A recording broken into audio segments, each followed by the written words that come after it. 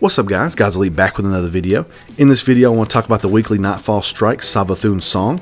It's really not that hard. I'm going to try to show you everything that I can to help make it the easiest possible for you this week. We managed to clear it and have about 2 minutes left at the end of the boss. So what we're going to do is we're going to do a little different day. I'm not going to talk about it section by section like I normally do. I'm going to split it up into the mods, what weapons you should use, supers you should use, and how to find all the anomalies as you go all the way through. I'm going to be showing where all the anomalies are in the background as we're going through. Just make sure you pay attention to those.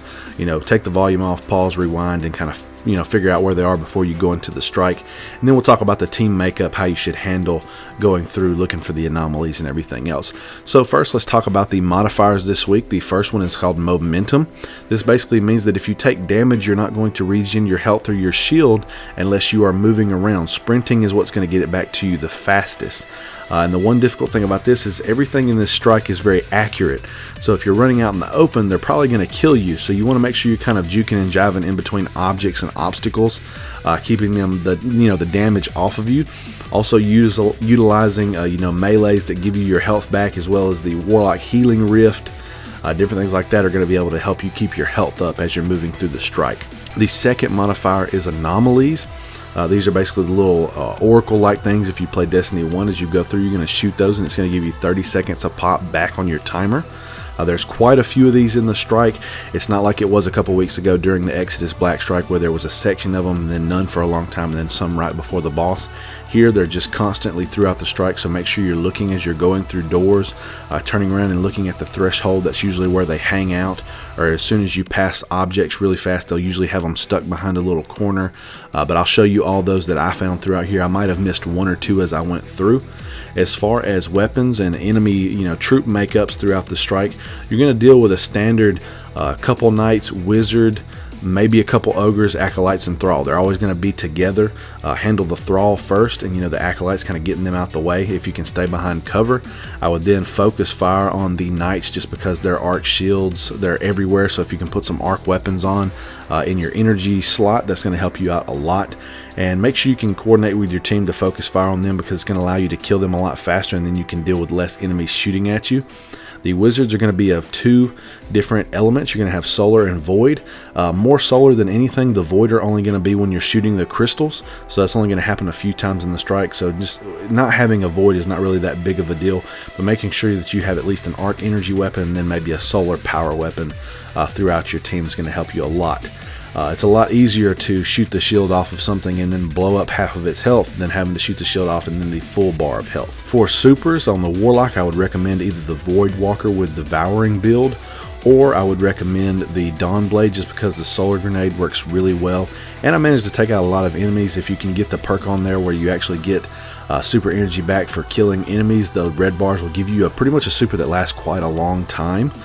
For the Titan, I recommend the Striker, just because the pulse grenade is yet again really good, and you're going to be able to roam around and kill a lot of ads at one time. And also the flaming hammers, Sunbreaker, whatever it's called, that's also going to help you kind of stay at range and still kill a lot of enemies. And then for the hunter, I would recommend either the Arc Strider or the Tether. The Tether was what was used in our run, and it worked really well, so I'd recommend that first. But you could also use the Arc Strider as well.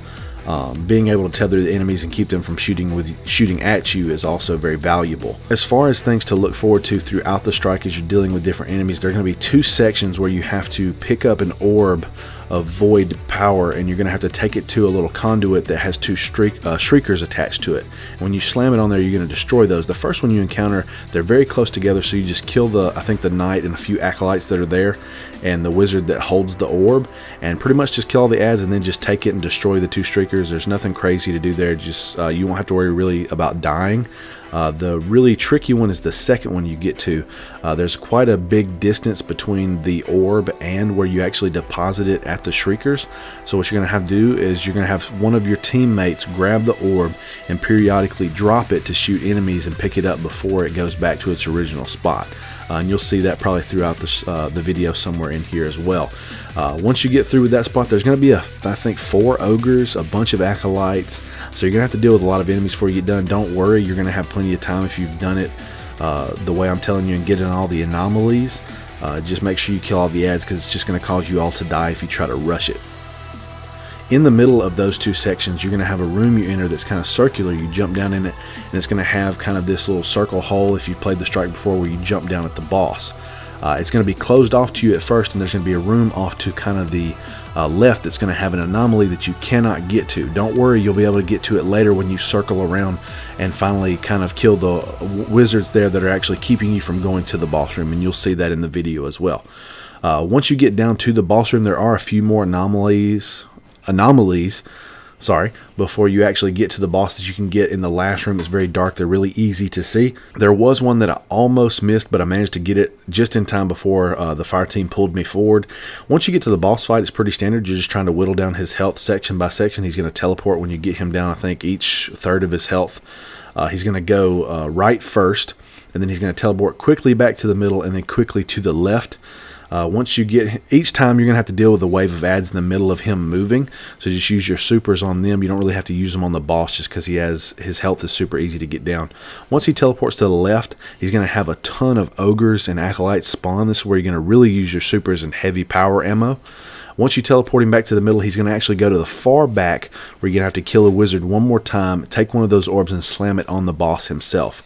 Once you do that, he's going to teleport back to the center of the room, and there will be two wizards that pop up around that area where he just was.